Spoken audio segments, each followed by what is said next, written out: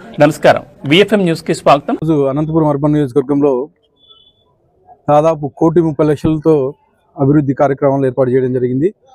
ముఖ్యంగా మా తెలుగుదేశం ప్రభుత్వం ఏర్పడిన తర్వాత మా ముఖ్యమంత్రి నారా చంద్రబాబు నాయుడు గారి ఆదేశాల మేరకు ఆయన చొరవతో ఈరోజు ఈ డెవలప్మెంట్ కార్యక్రమాలు ఏర్పాటు చేయడం జరిగింది.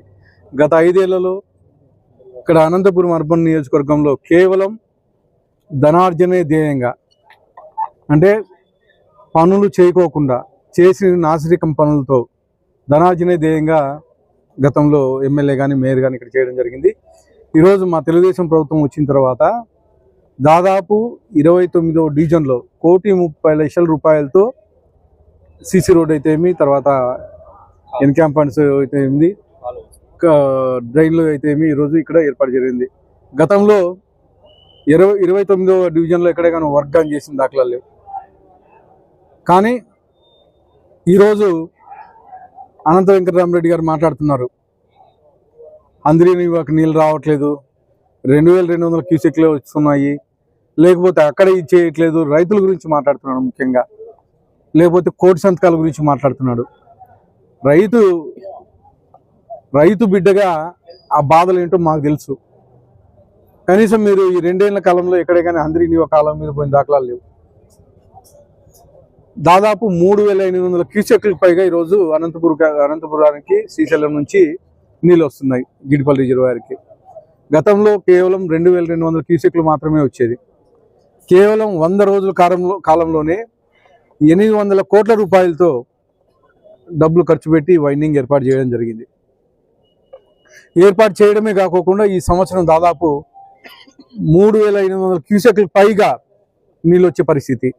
అంటే జీడిపల్లి నుంచి అనంతపురానికి ఒకటే కాదు, దాదాపు కుప్పం వరకు 475 చెరువులు నింపుకుంటూ కుప్పం వరకు తీసుకెళ్తున్నాం.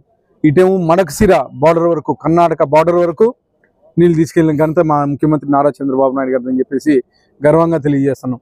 గతంలో నీళ్ళు ఎప్పుడు వదిలేవాళ్ళు, ఎప్పుడు మూసేసేవాళ్ళు కానీ తెలియదు. కానీ ఈ సంవత్సరం కాలంలో మేము అన్ని చెరువులకు నీళ్ళు ఇస్తూ హార్టికల్చర్కి ఉపయోగపడే విధంగా, అంటే ఇన్ టైంలో హార్టికల్చర్కి ఉపయోగపడే విధంగా ఈ నీళ్ళు ఇవ్వడం జరిగింది. ఇవే కాకుండా ఈరోజు కోటి సంతకాలు అని చెప్పేసి బయలుదేరారు. పొద్దున్న లేస్తానే కోటి సంతకాలు అంటున్నారు.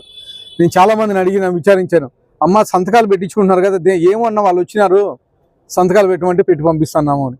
అంటే కేవలం వాళ్ళకి అవగాహన కల్పించకుండా మేము వచ్చినాము సంతకాలు పెట్టండి, ఏంటి పెట్టించుకుంటున్నారో కానీ తెలీదు.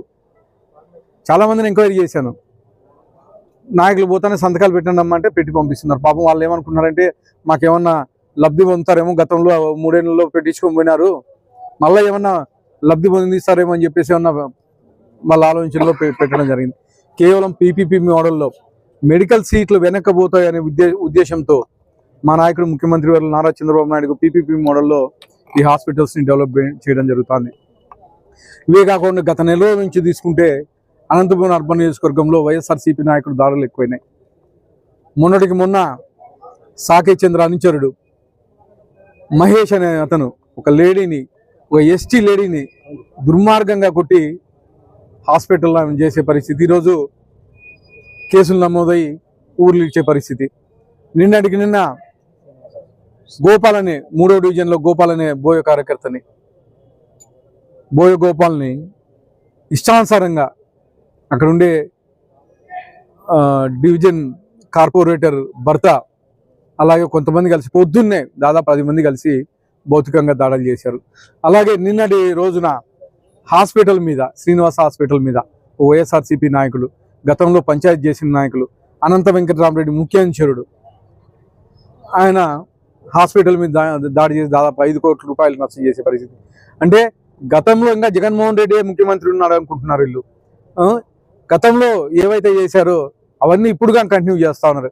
కానీ మా ముఖ్యమంత్రి వర్యులు లా అండ్ ఆర్డర్ ప్రకారం నడుచుకుంటాడు. ఎవరైతే ఈ చర్యలు చేస్తున్నారో వాళ్ళ మీద ఖచ్చితంగా లా అండ్ ఆర్డర్ ప్రకారం చర్యలు తీసుకొని ఖచ్చితంగా లోపల కూర్చోబెట్టే పరిస్థితి ఉంటుందని చెప్పేసి ఇంకోసారి గట్టిగా హెచ్చరిస్తూ, ఇంకొకసారి మా తెలుగుదేశం నాయకుల జోలికి వస్తే మాత్రం ఎవరిని వదిలిపెట్టే సమస్య లేదు.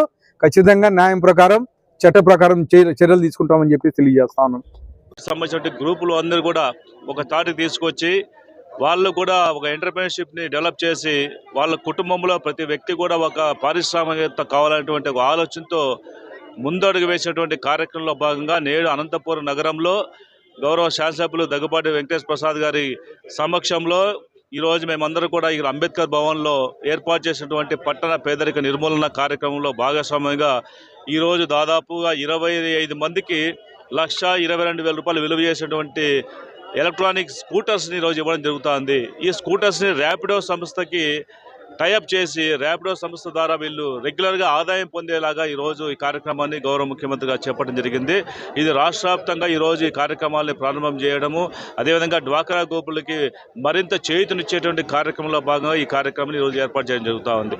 ఒకటే కోరుకుంటున్నాం, మేమందరూ కూడా ఈరోజు మహిళలు పెద్ద ఎత్తున ముందుకొచ్చి పార్టీకి అండదండలు అందించారు కాబట్టి ఈరోజు వాళ్ళ పేరుతో ఇల్లు పట్టాలు ఇచ్చేయడం కావచ్చు, వాళ్ళకి ఉన్నటువంటి పిల్లలకి తల్లికి వందనం కార్యక్రమం ద్వారా వాళ్ళ పిల్లల చదువుకి డబ్బులు ఇచ్చే కార్యక్రమంతో పాటు అనేక రకమైన బస్సులో ఉచితంగా ఫ్రీగా వాళ్ళు ప్రయాణం చేసే సౌకర్యంతో పాటు 3 సిలిండర్లు ఉచితంగా ఇచ్చేటువంటి కార్యక్రమంతో పాటు అనేక కార్యక్రమాలను కూడా మహిళలకి ఈరోజు పెద్ద ఎత్తున చేపట్టడం జరుగుతూ ఉంది. అందులో